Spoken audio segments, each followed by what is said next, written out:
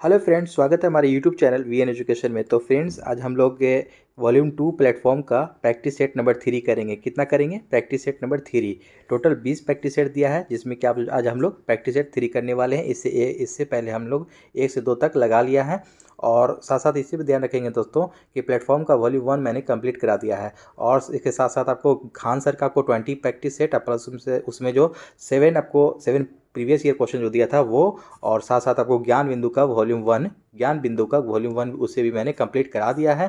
Play list बना हुआ है दोस्तों, जा करके आप लोग वहाँ पर फटाफट रिवीजन स्टार्ट कर दीजिए, क्योंकि टाइम काफ़ी करीब है एग्जाम का। ठीक है, तो दोस्तों चलिए सीधे चलते हैं प्रश्न की ओर। और प्रश्न की ओर जाने से पहले एक बात ध्यान रहे दोस्तों कि जिन्हें भी पीडीएफ चाहिए, पीडीएफ के लिए हमारे चैनल की टेलीग्राम चैनल ज्वाइन कर लीजिए। और साथ साथ है कि जो भी हमारे चैनल पर विजिट करके नहीं आए हैं, हमारे चैनल को सब्सक्राइब करें और अपने दोस्तों में शेयर करना ना भूलें। और एक लाइक और प्यारा से कमेंट भी करते जाएं, ताकि हमको मोटिवेशन मिलता रहे। तो चलिए दोस्तों, चलते हैं सीधे प्रश्न की ओर।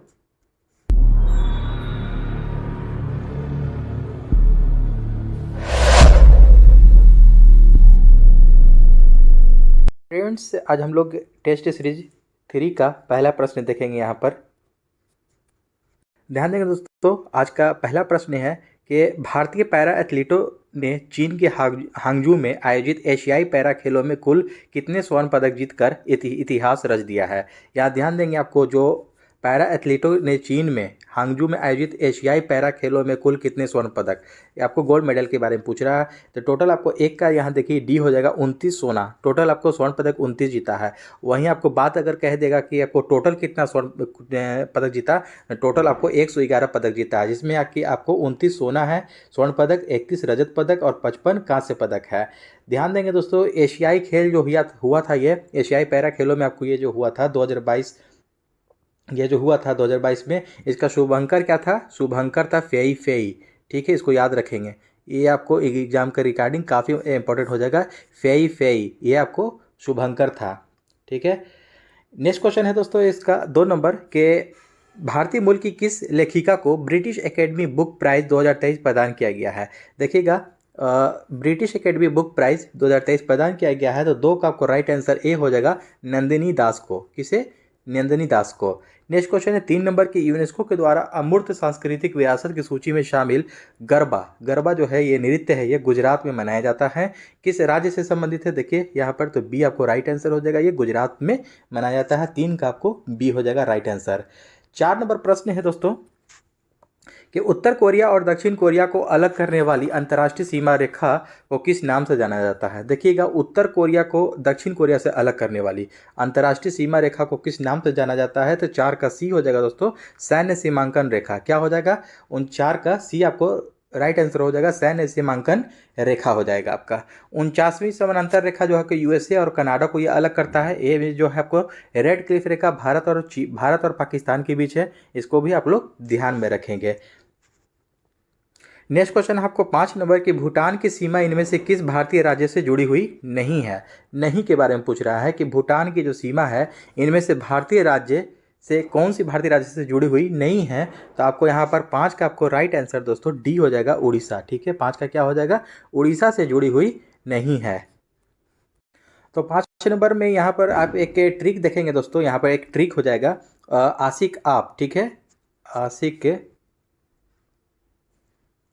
के आप। ठीक है, इससे आपको ट्रिक हो जाएगा कि कौन कौन से भारतीय राज्य से भूटान से जुड़े हुए हैं। आ से हो जाएगा देखिए अरुणाचल प्रदेश, सी से हो जाएगा आपको सिक्किम, आ से फिर हो जाएगा असम, और प से हो जाएगा पश्चिम बंगाल। तो इस प्रकार आप लोग ट्रिक्स याद कर सकते हैं और इसमें से छांट सकते हैं। तो इस तरह के क्वेश्चन आपको बनाने के लिए ट्रिक बना करके याद कीजिएगा तो ज़्यादा बेहतर होगा। ठीक है, तो आपको उड़ीसा है, देखिए उड़ीसा आपका नहीं आ रहा है, अरुणाचल प्रदेश है, फिर जाकर के सिक्किम, फिर असम, फिर पश्चिम बंगाल। तो असम भी है, पश्चिम बंगाल भी है और सिक्किम भी है, उड़ीसा नहीं है, तो उड़ीसा यहाँ पर राइट आंसर हो जाएगा। ठीक है, नेक्स्ट क्वेश्चन है दोस्तों 6 नंबर के किस देश या भारतीय राज्यों को प्राचीन समय में कामरूप के नाम से जाना जाता था। तो यहाँ पर देखिएगा आपको 6 का आपको राइट आंसर हो जाएगा दोस्तों, छः का यहाँ पर सी हो जाएगा। असम को जो है ना कामरूप के नाम से जाना जाता था, पुराना नाम असम का क्या था, कामरूप है। नेक्स्ट क्वेश्चन है 7 नंबर की, भारत के किस राज्य को लुढ़कती पहाड़ियों की भूमि के नाम से जाना जाता है? लुढ़कती पहाड़ियों की भूमि के उपनाम से किसे जाना जाता है? तो 7 का आपको राइट आंसर डी हो जाएगा, मिजोरम को। ठीक है, मिजोरम को है जो लुढ़कती पहाड़ियों की भूमि के नाम से जाना जाता है।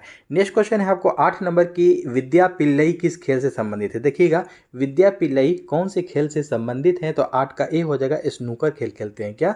स्नूकर खेल खेलते हैं। 9 नंबर प्रश्न है कि मंगल ऑर्बिटर मिशन मॉम मंगलयान को किस वर्ष में प्रक्षेपित किया गया था? मंगल ऑर्बिटर मिशन मंगलयान को किस वर्ष में प्रक्षेपित किया गया था? तो 9 का आपको राइट आंसर हो जाएगा दोस्तों, बी हो जाएगा, 2013 में प्रक्षेपित किया गया था। अगला प्रश्न है 10 नंबर के, रविन्द्रनाथ टैगोर को किस वर्ष में नोबेल पुरस्कार सम्मानित किया गया था?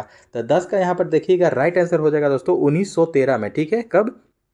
1913 में आरएनटी को, रविन्द्रनाथ टैगोर को नोबेल पुरस्कार से सम्मानित किया गया था। और इसके साथ साथ एक और पॉइंट नोट करेंगे दोस्तों कि नोबेल पुरस्कार की जो शुरुआत हुई थी कब हुई थी? 1901 में हुई थी। कब हुई थी? 1901 में हुई थी नोबेल पुरस्कार की शुरुआत। नेक्स्ट क्वेश्चन है आपको 11 नंबर की, प्रसिद्ध पुस्तक या उपन्यास पोस्ट ऑफिस के लेखक कौन है? देखिए इंपॉर्टेंट प्रश्न हो जाएगा आपको ये। 11 का राइट आंसर ए है आपको, रविन्द्रनाथ टैगोर। ठीक है, रविन्द्रनाथ टैगोर जो है कि पोस्ट ऑफिस के लेखक जो है ना रविन्द्रनाथ टैगोर ही हैं। नेक्स्ट क्वेश्चन है आपको 12 नंबर की, मलेशिया की प्रशासनिक राजधानी कौन सी है? ध्यान देंगे, मलेशिया की प्रशासनिक राजधानी कौन सी है? तो 12 का आपको राइट आंसर ए हो जाएगा आपको, पुत्रजया। ठीक है, इसको ध्यान देंगे। मलेशिया की पुत्रजया जो है ना, ये आपको प्रशासनिक राजधानी है। और अगर सिंपल राजधानी पूछ देगा कि मलेशिया की राजधानी क्या है, तो कुआलालंपुर हो जाएगा। क्या हो जाएगा? कुआलालंपुर हो जाएगा। लेकिन आपको, और कुआलालंपुर का देखिएगा पुराना नाम क्या है यहाँ पर, मलालन यूनियन। कुआलालंपुर का पुराना नाम मलालन यूनियन है। और ये आपको प्रशासनिक राजधानी पूछा है, तो इसका राइट आंसर पुत्रजया हो जाएगा। इसको ध्यान में रखेंगे, इंपॉर्टेंट, काफ़ी इंपॉर्टेंट ही है। नेक्स्ट क्वेश्चन 13 नंबर के, अंडमान एवं निकोबार द्वीप समूह बंगाल की खाड़ी में भारतीय मुख्य भूमि के खाली स्थान में स्थित है। अंडमान एवं निकोबार द्वीप समूह बंगाल की खाड़ी में भारतीय भूमि के खाली स्थान में स्थित है। कहाँ स्थित है? तो 13 का आपको राइट आंसर सी हो जाएगा, दक्षिण पूर्व में स्थित है। कहाँ? दक्षिण पूर्व में स्थित है। ये आपका देखिए डायरेक्शन हो जाता है, जो कि ऊपर में होता है नॉर्थ, नीचे में साउथ, इधर वेस्ट हो जाता है, इधर ईस्ट हो जाता है। ये आपको डायरेक्शन बोल रहा है। ठीक है, इस डायरेक्शन में आपको स्थित है क्या? भारतीय भूमि की स्थिति में अंडमान एवं निकोबार द्वीप समूह, यानी कि यहाँ पर स्थित है भारत के नीचे में, साउथ ईस्ट। ठीक है, दक्षिण पूर्व। 14 नंबर प्रश्न है कि किस राज्य ने बसों में महिलाओं को मुफ्त यात्रा प्रदान करने के उद्देश्य से महालक्ष्मी योजना लागू की है? महालक्ष्मी योजना, ठीक है, महालक्ष्मी योजना जो लागू किया है महिलाओं को मुफ्त यात्रा करने के लिए, प्रदान करने के लिए बसों में, तो 14 का आपको राइट आंसर बी हो जाएगा, तेलंगाना में। कहाँ? तेलंगाना में ये लागू किया गया है महालक्ष्मी योजना, महिलाओं को बसों में मुफ्त यात्रा करने, प्रदान करने के लिए। नेक्स्ट क्वेश्चन आपको 15 नंबर, केंद्रीय अप्रत्यक्ष कर और सीमा शुल्क बोर्ड, केंद्रीय अप्रत्यक्ष कर और सीमा शुल्क बोर्ड ने भारत और किस देश के बीच electronic origin data exchange system launch किया है? तो 15 का आपको राइट आंसर बी हो जाएगा, भारत और कोरिया के बीच है। नेक्स्ट क्वेश्चन है आपका, देखिएगा यहाँ पर आपको मैथ और रीजनिंग है। मैथ और रीजनिंग के लिए मैं आपको पीडीएफ प्रोवाइड करवा दूंगा, टेलीग्राम चैनल, वहाँ से ज्वाइन कर लीजिए, वहाँ से आप लोग प्रैक्टिस कीजिएगा इसका।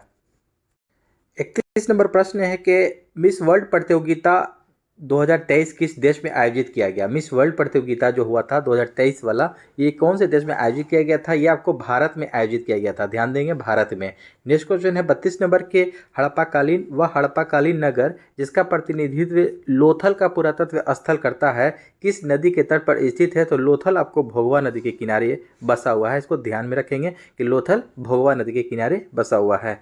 नेक्स्ट क्वेश्चन हो जाएगा आपको 33 नंबर की, भारतीय राष्ट्रीय कांग्रेस ने पहला असहयोग आंदोलन किस वर्ष में शुरू किया था? पहला असहयोग आंदोलन कौन से साल में शुरू किया था? तो 33 का आपको राइट आंसर सी हो जाएगा, 1920 में आपको शुरू किया था असहयोग आंदोलन पहला। नेक्स्ट क्वेश्चन है आपका 34 नंबर के, महात्मा गांधी जब द्वितीय गोलमेज सम्मेलन सभा में भाग लेने लंदन गए थे, वे आपको ठहरे थे, तो कहाँ ठहरे थे? तो 34 का आपको देखिएगा राइट आंसर ए हो जाएगा दोस्तों, ये हो जाएगा, किंग्सले हॉल में ठहरे थे। कहाँ? किंग्सले हॉल में ठहरे थे। अगला प्रश्न है आपको 35 नंबर के, आज़ाद हिंद फौज दिवस किस तिथि को मनाया जाता है? आज़ाद हिंद फौज दिवस कौन सी तिथि को मनाया जाता है, कौन सी तारीख को? तो 35 का बी हो जाएगा, 12 नवंबर 1945 में। ठीक है, 12 नवंबर 1945 को आज़ाद हिंद फौज दिवस तिथि को मनाया गया था। नेक्स्ट क्वेश्चन है 36 नंबर की, निम्नलिखित में से नृत्य का शास्त्रीय रूप कौन सा है? देखिएगा, नृत्य का शास्त्रीय रूप कौन सा है? तो 36 का ए हो जाएगा आपको मणिपुरी। ठीक है, मणिपुरी जो है ये आपको शास्त्रीय रूप है नृत्य का।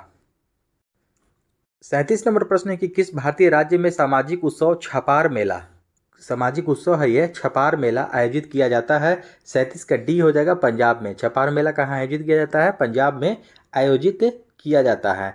और विश्व का सबसे बड़ा पशु मेला, ध्यान देंगे दोस्तों, विश्व का सबसे बड़ा पशु मेला सोनपुर बिहार में, बिहार के सोनपुर में मनाया जाता है, ये आपको लगता है। नेक्स्ट क्वेश्चन है आपको 38 नंबर की, पश्चिमी तटीय मैदान के विभाजन के संदर्भ में निम्नलिखित में से कौन सा युग्म सही सुमेलित नहीं है? ठीक है, पश्चिमी तटीय मैदान के विभाजन के संदर्भ में पूछा जा रहा है। तो 38 का यहाँ पर देखिएगा, ध्यान देंगे आपको कौन सा सही नहीं है, गलत का पूछा जा रहा है। तो महाराष्ट्र कोंकण तट जो कि आपका सही है, केरल कोरोमंडल तट ये आपका गलत हो जाएगा। तो आपको 38 का देखिए बी हो जाएगा राइट आंसर। गुजरात काठियावाड़ तट ये सही है, कर्नाटक मंगलोर तट ये भी आपका सही है। ठीक है, तो उत्तर में गुजरात तट से दक्षिण में केरल तट तक फैले पश्चिमी तटीय मैदान को निम्न भागों में देखिए विभाजित किया गया है। गुजरात का कच्छ और काठियावाड़ तट, महाराष्ट्र का कोंकण तट का, और कर्नाटक का मंगलोर तट, और केरल का मलाबार तट है। तो ये आपको देखिएगा बी आपको गलत है यहाँ पर, इसी को यही राइट हो जाएगा क्योंकि आपको नहीं के बारे में पूछ रहा था। नेक्स्ट क्वेश्चन है 39 नंबर की, भारत में पहली कपड़ा मिल कहाँ संचालित हुई थी? भारत में पहली कपड़ा मिल कहाँ पर संचालित हुई थी? तो 39 का आपको राइट आंसर डी हो जाएगा, बॉम्बे में। कहाँ? बॉम्बे में संचालित हुई थी। ध्यान देंगे दोस्तों 39 नंबर क्वेश्चन में कि जो भारत में पहली कपड़ा मिल जो संचालित की गई थी बॉम्बे में, तो वो आपको देखिएगा सबसे पहले आपको कहाँ लगाया गया था? 1818 ईस्वी में कलकत्ता के फोर्ट ग्लास्टर में लगाया गया था, जो असफल रहा था। क्या रहा था? असफल हो गया था वो। फिर उसके बाद आपको 1854 में सर्वप्रथम आधुनिक सूती वस्त्र का कारखाना खोला गया, जो कि सफल रहा, और 1856 से उसमें 1854 में खोला गया था। ठीक है, 1854 में, जो कि 1856 में है ना, इसमें से आपको संचालन आपको शुरू हो गया था, इसमें से उत्पादन शुरू हो गया था कपड़ा। इसीलिए आपको पहली कपड़ा मिल 1854 में कावाजी डाबर के द्वारा बॉम्बे में, कावाजी डाबर के द्वारा बॉम्बे में खोला गया था। नेक्स्ट क्वेश्चन आपका 40 नंबर की, निम्नलिखित समस्याओं में से कौन सी समस्याएं भारतीय अर्थव्यवस्था से निरंतर रूप से जुड़ी हुई है? ठीक है, निरंतर रूप से जुड़ी हुई है। तो 40 का आपको राइट आंसर डी हो जाएगा दोस्तों, उपरोक्त में से सभी हो जाएगा, यानी कि मुद्रास्फीति, राजकोषीय घाटा, चालू खाता घाटा, ये उपरोक्त में से सभी हो जाएगा। नेक्स्ट क्वेश्चन है, निम्नलिखित में से किसे म्यूनिक समझौता में शामिल नहीं किया गया था? म्यूनिक समझौता में शामिल नहीं किया गया था। तो 41 का राइट आंसर डी हो जाएगा, यहाँ पर रूस को शामिल नहीं किया गया था। अगला प्रश्न है आपको 42 नंबर की, निम्नलिखित में से अजातशत्रु के वंश का क्या नाम था? ध्यान देंगे, अजातशत्रु के वंश का नाम पूछा जा रहा है, तो गुप्त वंश, मौर्य वंश, नंद वंश या हर्यक वंश है। तो 42 का आपको राइट आंसर हो जाएगा डी। ठीक है, हर्यक वंश, ये आपको हर्यक वंश से संबंधित थे अजातशत्रु। नेक्स्ट क्वेश्चन आपको 43 नंबर, और ध्यान देंगे कि हर्यक वंश का संस्थापक कौन था? तो बिंबिसार था। कौन था? बिंबिसार, इसे भी ध्यान में रखेंगे। बिंबिसार आपको हर्यक वंश का, बिंबिसार, ठीक है, बिंबिसार जो है आपको हर्यक वंश का संस्थापक था। और अजातशत्रु जो था ना, ये आपको बिंबिसार, ये हर्यक वंश से ही संबंधित था। अजातशत्रु का उपनाम आपको एक नोट जान लीजिएगा, क्या था? तो कुनिक था। क्या था? कुनिक। कुनिक के उपनाम से इन्हें जाना जाता था, अजातशत्रु को। फिर नेक्स्ट क्वेश्चन आपको 43 नंबर की, निम्नलिखित में से किस वंश की शासिका रानी दिद्धा थी? रानी दिद्धा जो थी आपको कौन से वंश की शासिका थी? तो 43 का आपको डी हो जाएगा, उत्पल वंश से ये थी। ठीक है, उत्पल वंश से थी रानी दिद्धा। नेक्स्ट क्वेश्चन है आपका 44 नंबर की, भारतीय उपमहाद्वीप में लौह का सर्वप्रथम साहित्यिक संदर्भ किसमें मिलता है? लोहा यानी कि लोहा का सर्वप्रथम साहित्यिक संदर्भ किसमें मिलता है भारतीय उपमहाद्वीप में? तो 44 का आपको राइट आंसर बी हो जाएगा, यजुर्वेद में मिलता है। यजुर्वेद में मिलता है। 45 नंबर प्रश्न है कि माजुली द्वीप को जो दुनिया की सबसे बड़ी नदी डेल्टा है कहाँ स्थित है? जो दुनिया की सबसे बड़ी नदी डेल्टा है वो कहाँ स्थित है? माजुली द्वीप। तो 45 का ए हो जाएगा, ये असम में स्थित है। कहाँ? असम में स्थित है, जो कि ब्रह्मपुत्रा नदी में ये बनाती है सबसे बड़ी डेल्टा। ठीक है, ध्यान में रखेंगे। 61 नंबर प्रश्न है कि उस प्रकार के मौसम की पहचान करें जो भारत के 4 मौसमों का हिस्सा नहीं है। वो जो भारत के 4 मौसमों का जो हिस्सा है वो नहीं है, तो 61 का ए हो जाएगा दक्षिण पूर्व मानसून का मौसम। ठीक है, बाकी आपको देखिएगा सर्दी का मौसम, गर्मी का मौसम, दक्षिण पश्चिम मानसून मानसून का मौसम, ये आपको है 4 प्रकार के मौसमों में, लेकिन आपको दक्षिण पूर्व मानसून का मौसम जो है ये आपको 4 मौसमों में से हिस्सा नहीं है। नेक्स्ट क्वेश्चन है आपको 62 नंबर कि भारत के सेवानिवृत्त राष्ट्रपति के लाभों के संबंध में निम्नलिखित में से कौन सा कथन सही है। यहाँ पर ध्यान देंगे आपको कि 62 में यहाँ पर आपको चूज़ करना है कि कौन सा सही है। तो 62 का यहाँ पर देखेंगे, हम लोग पढ़ेंगे बारी बारी से। इसको थोड़ा ऊपर कर लेता हूँ ताकि अच्छे से दिखे। देखिएगा यहाँ पर एक को ये कथन एक है। ठीक है, यहाँ पर ध्यान देंगे कथन एक है ये। भारत के पूर्व राष्ट्रपति भी 2.5 लाख की मासिक पेंशन के हकदार होंगे। तो देखिएगा आपको 62 में ये आपको सही होगा। ठीक है, पहला वाला सही होगा। दूसरा पढ़ते हैं कि वे एक निजी सचिव, एक निजी सहायक, एक अतिरिक्त निजी सचिव, 2 चपरासी और प्रति वर्ष 1 लाख रुपया तक के कार्यालय व्यय सहित एक सचिवीय स्टाफ के हकदार होंगे। ये भी आपको सही है। वे रेल, हवाई या स्टीमर द्वारा एक व्यक्ति के साथ भारत में कहीं भी उच्चतम श्रेणी की निःशुल्क यात्रा के भी हकदार हैं। ये भी आपको सही है, यानी कि 1 2 3 तीनों कथन इनमें से को राइट हो जा रहा है। तो सही उत्तर ए हो जाएगा, 1 2 3 राइट आंसर। ठीक है, 62 का 1 हो जाएगा। नेक्स्ट क्वेश्चन है आपका, निम्नलिखित में से किसके द्वारा महाधिवक्ता की नियुक्ति की जाती है। ध्यान देंगे, महाधिवक्ता की नियुक्ति जो की जाती है, तो 63 का आपको राइट आंसर बी हो जाएगा, राज्यपाल के द्वारा महाधिवक्ता की नियुक्ति की जाती है। अनुच्छेद 165 के तहत राज्यपाल महाधिवक्ता की नियुक्ति करता है। कितना अनुच्छेद, कितना 165 के तहत राज्यपाल करता है, ध्यान में रखेंगे इसको। नेक्स्ट क्वेश्चन है 64 नंबर यहाँ पर कि संविधान प्रारूप समिति के समक्ष प्रस्तावना का प्रस्ताव किसने रखा। संविधान प्रारूप समिति के समक्ष प्रस्तावना का प्रस्ताव किसने रखा। तो 64 का ए हो जाएगा, जवाहरलाल नेहरू ने रखा था। किसने, जवाहरलाल नेहरू ने रखा। नेक्स्ट क्वेश्चन है आपका 65 नंबर की बिहार सोशलिस्ट पार्टी का गठन कब हुआ था। बिहार सोशलिस्ट पार्टी का गठन कब हुआ था। 65 का ए हो जाएगा 1931 में। कब, ये इंपॉर्टेंट है, आपको काफ़ी एग्जाम में आपको प्रश्न बार बार रिपीट होता है। ठीक है, बिहार सोशलिस्ट पार्टी का गठन 1931 में हुआ था। नेक्स्ट क्वेश्चन 66 नंबर की पाकिस्तान की पहली महिला प्रधानमंत्री कौन थी, पाकिस्तान की पूछा जा रहा है। तो 66 का आपको राइट आंसर ए हो जाएगा, बेनजीर भुट्टो।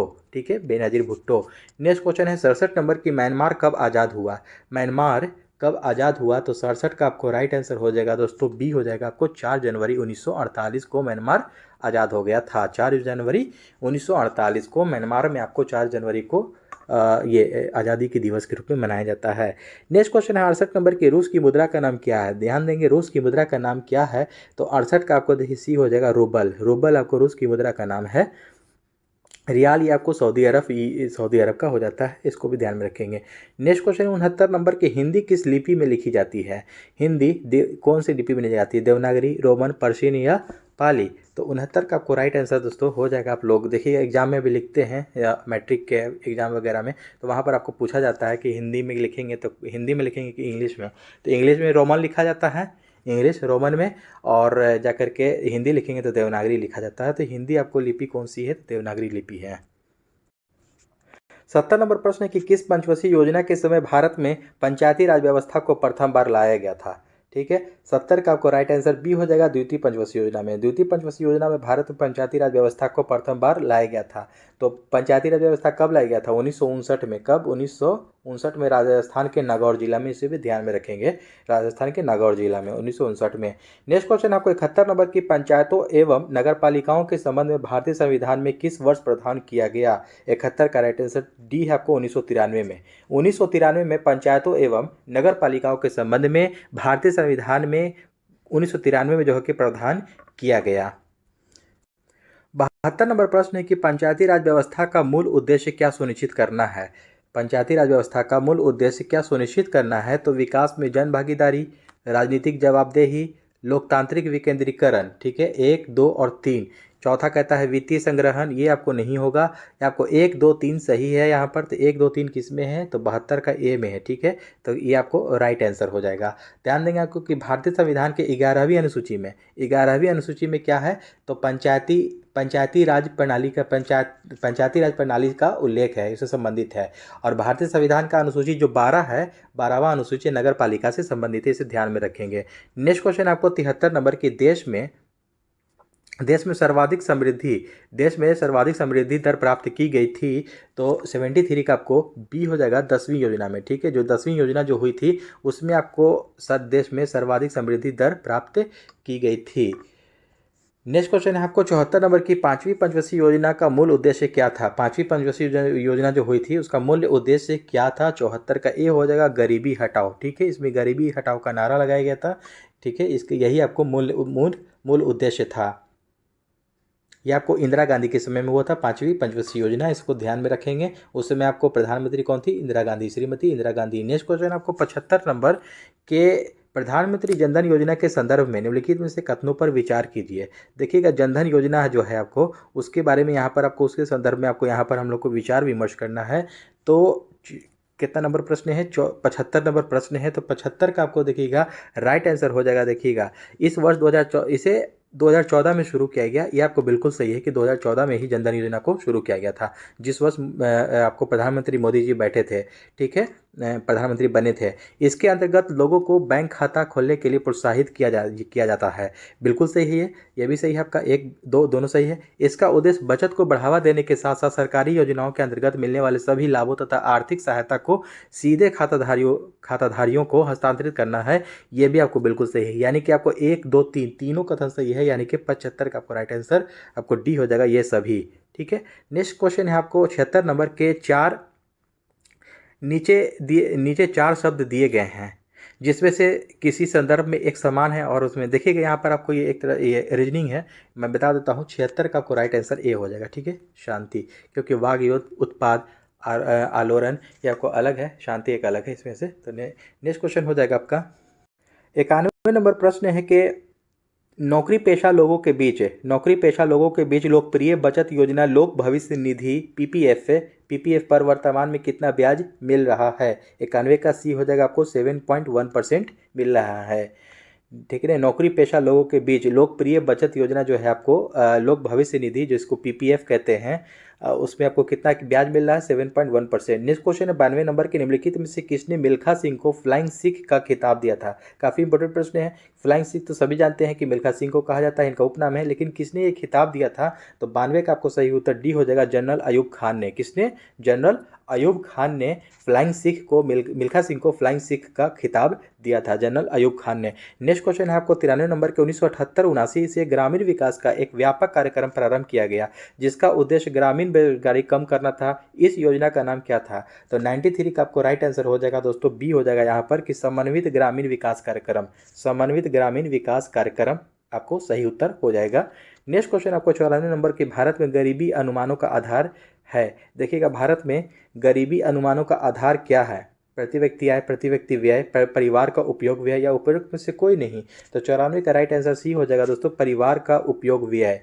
ठीक है, परिवार का उपयोग व्यय आपको भारत में गरीबी अनुमानों का ये आधार है। ठीक है ना। नेक्स्ट क्वेश्चन है 95 नंबर की, भारत के किस पंचवर्षीय योजना के अंतर्गत समाजवादी सिद्धांतों को अपनाया गया था? तो 95 का आपको राइट आंसर बी हो जाएगा, द्वितीय पंचवर्षीय योजना में। आपको सेकेंड वाला जो हुआ था इसका अवधि था आपको 1956 से 61। कब? 1956 से 61। तो द्वितीय पंचवर्षीय योजना में प्रथम आपको 1951 से 56 चला था। द्वितीय पंचवर्षीय योजना के अंतर्गत भारत की समाजवादी सिद्धांत को अपनाया गया था, 95 का बी हो जाएगा। नेक्स्ट क्वेश्चन है 96 नंबर के, किस ताप पर जल का घनत्व अधिकतम होता है? कौन से टेम्परेचर पर जल का जो घनत्व है अधिकतम होता है? तो 96 का आपको सी हो जाएगा दोस्तों, 277 केल्विन पर अधिकतम होता है। 277 केल्विन पर जल का घनत्व अधिकतम होता है। नेक्स्ट क्वेश्चन है आपको 97 नंबर के, दो कण कुछ दूरी पर रखे हैं, यदि दोनों कणों के द्रव्यमान दोगुने कर दिए जाएं तथा इनके बीच की दूरी अपरिवर्तित रखें तो इनके बीच का गुरुत्वाकर्षण बल क्या होगा? तो 97 का यहाँ बी हो जाएगा, ये दोनों के बीच का गुरुत्वाकर्षण बल 4 गुना हो जाएगा। 98 नंबर प्रश्न है कि दो समांतर धारावाही तार जिनमें एक ही दिशा में विद्युत धारा प्रवाहित हो रही है, एक दूसरे को आकर्षित करते हैं, इसका कारण क्या है? 98 का डी हो जाएगा, उनके बीच चुंबकीय बल है। क्या है? उनके बीच चुंबकीय बल है, इसीलिए एक दूसरे को आकर्षित करते हैं। नेक्स्ट क्वेश्चन आपको 99 नंबर के जीव जो अधिक दूर के संबंधी हैं, वे जीव जो अधिक दूर के आपको संबंधी हैं उनके डीएनए में अधिक अंतर होंगे, इस विचार के आधार पर निर्मित दृष्टिकोण को क्या कहा जाता है? 99 का आपको राइट आंसर ए हो जाएगा, आणविक जातिवृत्त। आणविक जातिवृत्त कहा जाता है। नेक्स्ट क्वेश्चन है 100 नंबर की अधिवृक्क ग्रंथियां मानव शरीर के किस अंग में स्थित होती है? तो आपको 100 का राइट आंसर डी हो जाएगा दोस्तों, वृक्क यानी कि किडनी में। अधिवृक्क ग्रंथियां मानव शरीर के किडनी में यानी कि वृक्क में आपको होती है।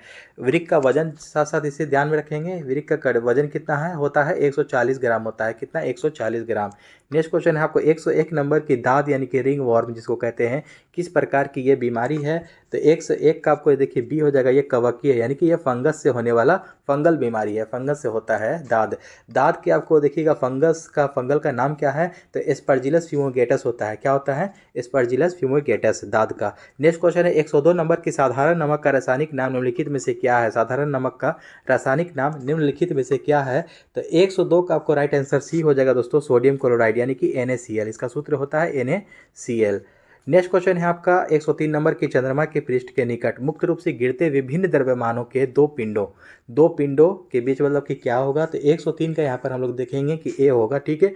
दो पिंडों के वेग किसी भी क्षण समान होंगे, किसी भी क्षण समान होंगे। नेक्स्ट क्वेश्चन 104 नंबर की धारावाहक तार कैसा होता है? जो जिसमें धारा आपको बह रहा हो।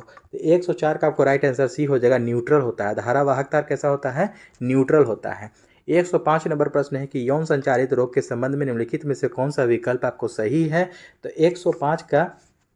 105 का देखिए ध्यान देंगे यहाँ पर कि कौन सा कथन सही है कि यौन संचारित रोग किसी संक्रमित व्यक्ति से किसी असंक्रमित व्यक्ति में यौन संपर्क के माध्यम से संचारित होने वाला संक्रमण है, जो कि आपको बिल्कुल राइट है। ये HIV, HPV और हेपेटाइटिस बी विषाणु और STD के लिए जिम्मेदार है, ये भी आपको बिल्कुल राइट है। इसका आपको राइट आंसर 105 का आपको देखिएगा यहाँ पर सी हो जाएगा, ठीक है। सी आपको राइट आंसर हो जाएगा। नेक्स्ट क्वेश्चन ए और बी दोनों सही है। 106 नंबर देखिएगा यहाँ पर रीजनिंग है, रीजनिंग के लिए PDF में दे दूंगा, वहाँ से आप लोग प्रैक्टिस करेंगे।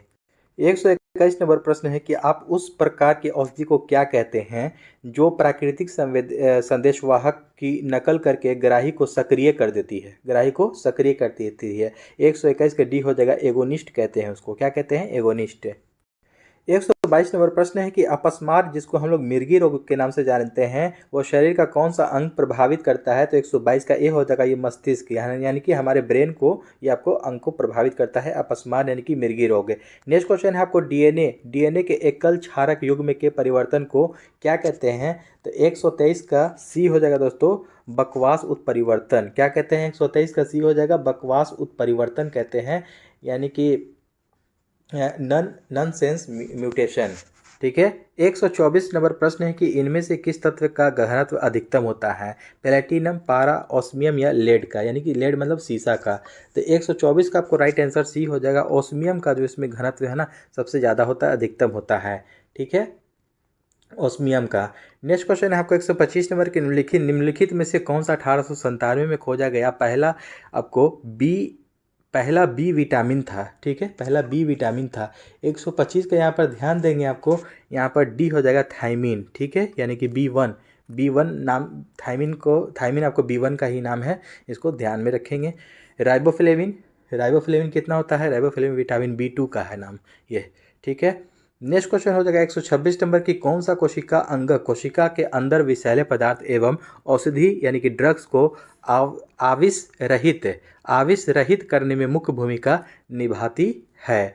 126 का आपको राइट आंसर सी हो जाएगा दोस्तों, चिकनी अंतःद्रव्यी जालिका। चिकनी अंतःद्रव्यी जालिका जो है, ये अंग जो है आपको कोशिका के अंदर विषैले पदार्थ एवं औषधि यानी कि ड्रग्स को आविष रहित करने में भूमिका निभाती है।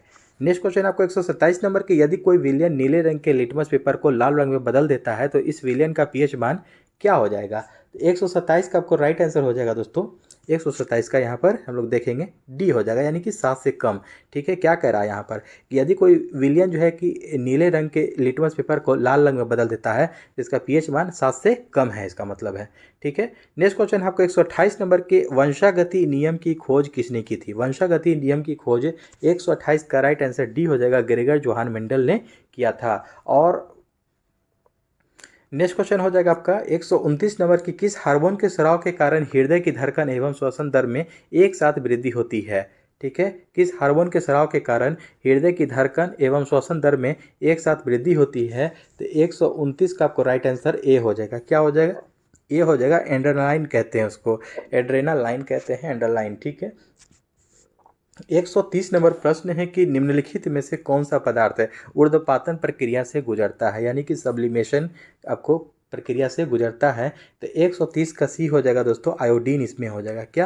यानी कपूर रहता है तो कपूर भी हो जाता है, आसपास यहाँ पर आयोडीन यानी कि नमक भी है जो कि ऊर्ध्वपातन प्रक्रिया से गुजरता है। नेक्स्ट क्वेश्चन 131 नंबर की, मानवों में जैव प्रक्रियाओं का नियंत्रण और नियमन जो होता है। तो 131 का आपको यहाँ पर देखिएगा डी हो जाएगा, तंत्रिका और अंतःस्रावी तंत्रों से होता है। मानवों में जैव क्रियाओं का जो नियंत्रण या नियमन जो होता है तंत्रिका और अंतःस्रावी तंत्रों से होता है। नेक्स्ट क्वेश्चन 132 नंबर की, अन्योन्य प्रेरकत्व का मात्रक क्या है? अन्योन्य प्रेरकत्व का मात्रक क्या है? तो 132 का सी हो जाएगा दोस्तों, हेनरी। ठीक है, प्रेरकत्व का मात्रक आपको हेनरी होता है। 133 नंबर प्रश्न है कि निम्न प्रजातियों में किसमें एक परमाणु की ऑक्सीकरण संख्या +6 है? ये डी हो जाएगा आपको, CrO2Cl2 में आपको +6 ऑक्सीकरण संख्या है। 134 नंबर प्रश्न है कि समुद्र के तट के सहारे कोहरे का निर्माण का कारण है। समुद्र तट के सहारे कोहरे के निर्माण का कारण क्या है? इसका ए हो जाएगा आपको, अभिवहन। क्या है इसका आंसर? अभिवहन इसका राइट आंसर हो जाएगा। नेक्स्ट क्वेश्चन 135 नंबर है और आज का अंतिम प्रश्न है कि निम्नलिखित में से कौन सा कथन यहाँ पर गलत है। देखिएगा यहाँ पर गलत कथन की पहचान करना है। तो ट्रोजन यूजर के संपर्क से फैलता है, जैसे ईमेल और अटैचमेंट खोलना या इंटरनेट से फाइल अपलोड करना या निष्पादित करना। तो गलत के बारे में यहाँ पर हम लोग को पहचान करना है, जो कि आपको ये सही है। ठीक है, 135 का, ट्रोजन एक वैध सॉफ्टवेयर की तरह दिखता है, ये भी आपका सही है। ट्रोजन स्वयं को दोहराता है और अन्य फाइलों को संक्रमित करता है, ये आपका गलत हो जाएगा। डी है, कुछ ट्रोजन सिस्टम में दुर्भावनापूर्ण उपयोग तक पहुंचने के लिए बैकडोर बनाते हैं, तो ये भी आपका सही है। ये आपका सी गलत है यहाँ पर। ठीक है, सी गलत है, सी ही आपका यहाँ पर राइट आंसर हो जाएगा, क्योंकि गलत की पहचान करना था। तो दोस्तों आई होप कि आज का सेशन अच्छा लगा हो तो हमारे चैनल को सब्सक्राइब करें और अपने दोस्तों में शेयर करना ना भूलें। तो चलिए दोस्तों, मिलते हैं नेक्स्ट सेट में। जय हिंद।